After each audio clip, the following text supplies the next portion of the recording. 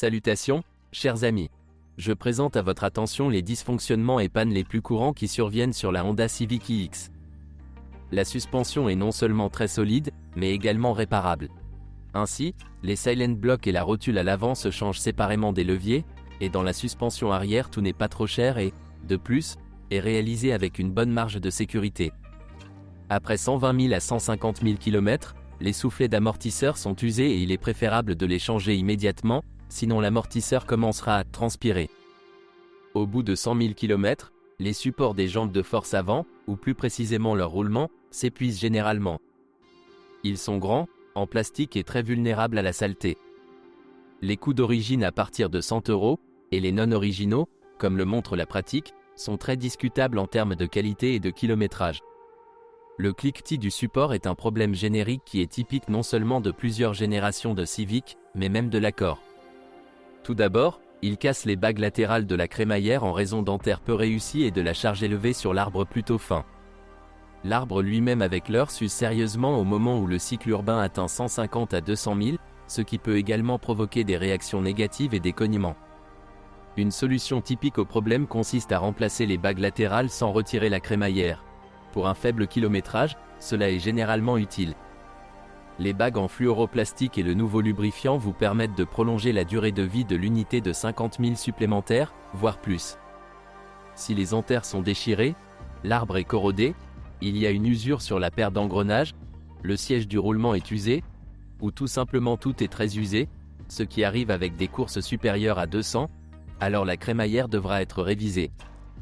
Souvent, au lieu de reconstruire le support d'origine, ils installent un support de réparation de la Civic de 8e génération, car il est entièrement compatible avec le nouveau. Les voitures sont toujours à traction avant.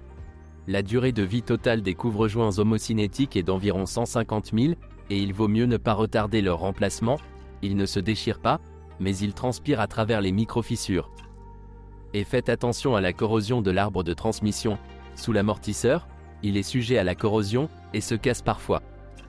De plus, les arbres de la 9e génération sont encore plus légers que ceux de la 8e, où ce problème existait également. Trouver une voiture avec une transmission manuelle est possible, mais difficile. La fiabilité de la transmission manuelle à 6 vitesses ne suscite aucune plainte, même si l'on rencontre parfois des voitures avec des embrayages surchauffés et des synchroniseurs morts.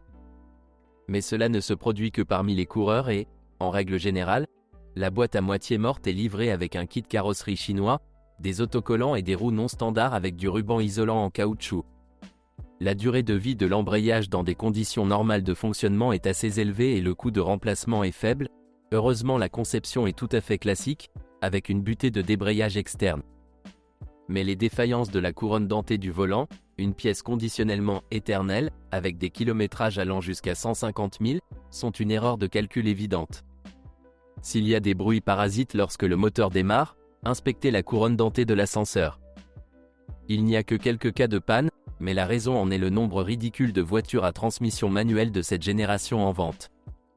Il n'y a essentiellement qu'une seule transmission automatique ici, bien qu'en plusieurs versions. Il s'agit de la dernière génération d'arbres Honda à 5 vitesses. Ses avantages incluent une fiabilité phénoménale, une indifférence au style de conduite et de bons rapports de démultiplication. Les inconvénients sont également bien connus. Ne vous attendez à aucune dynamique, la boîte de vitesse est très réfléchie et résiste de toutes les manières possibles à la conduite active. Mais la consommation de carburant est presque inférieure à celle d'une transmission manuelle. La boîte est assemblée principalement sur roulement, possède une très faible pression de fonctionnement, une pompe à huile fiable et un schéma cinématique à engrenages indépendants. En conséquence, les pannes sont extrêmement rares, vous ne pouvez casser quelque chose mécaniquement qu'en secouant la voiture sans succès ou en adoptant une attitude franchement irrespectueuse. Après tout, même sans vidange d'huile, la boîte de vitesse tourne parfois à 200 000 sans problème. Et la pratique consistant à utiliser des transmissions automatiques des séries SPC à MPMA associées sur la génération précédente de Civic nous permet d'espérer un kilométrage ou plus de 350 000 sans problème avec un minimum d'entretien. Des pannes de solénoïdes se produisent, mais la conception de la boîte vous permet de changer la plupart des éléments sans démonter la transmission automatique, ce sont donc des problèmes vraiment mineurs. C'est dommage, l'usure des garnitures de blocage du moteur à turbine à gaz peut nécessiter le retrait de la boîte et la restauration du « beignet » avec des kilomètres d'environ 200 000, mais cela arrive principalement chez ceux qui pensent encore que la Civic est une voiture de sport. Les hybrides, extrêmement rares chez nous, sont équipés d'un variateur. En général, la conception est assez réussie, à peu près la même que sur la Jazz Phi, mais les particularités de la transmission provoquent une usure précoce de la courroie et des cônes, d'autant plus que la boîte n'aime pas les longs trajets à grande vitesse sur autoroute. Si la partie électrique est en bon état de fonctionnement et que la courroie est remplacée à temps par une courroie renforcée, la conception fonctionnera longtemps. Mais quel propriétaire changera une courroie coûteuse à temps, c'est-à-dire à l'avance, avant que des problèmes visibles ne surviennent? Il s'avère donc qu'avec un kilométrage de 150 à 200 000 km, les risques de panne de l'unité sont très élevés.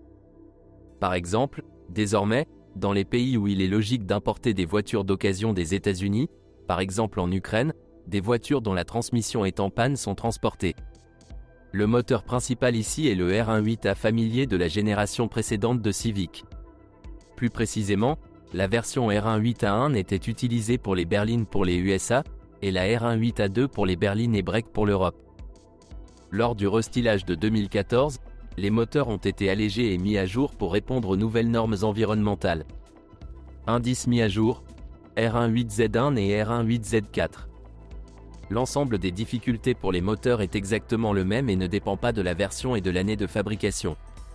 En plus des difficultés mentionnées ci-dessus avec la suspension du moteur et divers tuyaux, il faut noter la nécessité d'un réglage fréquent des soupapes, au moins une fois tous les 50 000 km, sinon les arbres à cames sont tués, surtout avec de l'huile à faible viscosité, échappement et catalyseur faible, difficulté de fuite d'huile des solénoïdes et régime de ralenti très bas, c'est pourquoi le moteur ne chauffe pas au ralenti et vibre fortement. Le support moteur inférieur en plastique et les minces tuyaux du système de refroidissement sont parmi les principaux irritants pour les propriétaires. Dans le même temps, le coût des composants d'origine est très élevé et la durée de vie des composants de remplacement est généralement très courte. En conséquence, le support inférieur est franchement cultivé collectivement, à partir de tout ce qui est possible, et les tubes qu'il sélectionne ne sont pas originaux. Après 100 000 miles, le système de ventilation du carter s'encrasse complètement et le moteur commence à transpirer sur les joints d'huile et les couvercles, et il a un joint d'huile de Villebrequin à vent très faible. S'il est évincé, cela peut entraîner des coûts élevés. La chaîne de distribution a une longue durée de vie, plus de 250 000, la pompe à huile est très fiable et les roulements fonctionnent parfaitement même avec de l'huile SAE20 à faible viscosité, le seul dommage est que les arbres à cames en sont progressivement ébréchés. Avec plus de 200 miles et de rares vidanges d'huile ou un mauvais choix de marque, les moteurs peuvent commencer à en consommer. Habituellement, la consommation ne dépasse pas 1 litre ou 2 d'un remplacement à l'autre. La cause est presque toujours des segments de piston coincés et un VCG défectueux. La version hybride est équipée de moteurs L1.5B, une série familière de la Honda Jazz. Ces moteurs sont très fiables, mais souffrent souvent d'un appétit précoce pour l'huile et, pour une raison quelconque, la durée de vie des bougies d'allumage et des bobines est faible. Apparemment, parce que le fabricant a clairement fixé des intervalles d'entretien trop longs et que la charge sur le moteur est élevée. Les moteurs diesel rares ne posent pas autant de problèmes. Ainsi, le 1.6 est célèbre à la fois pour les fuites d'huile de l'échangeur de chaleur et pour la faiblesse des filtres à particules, et les doublures ne durent pas longtemps. Le moteur 2.2 a simplement un système de carburant capricieux, des injecteurs collants, une aération fréquente et des problèmes de diesel similaires. C'est là que les informations sur les problèmes de la Honda Civic iX ont été épuisées. Si vous en savez plus ou n'êtes pas d'accord avec ce que vous avez entendu, je vous attends dans les commentaires.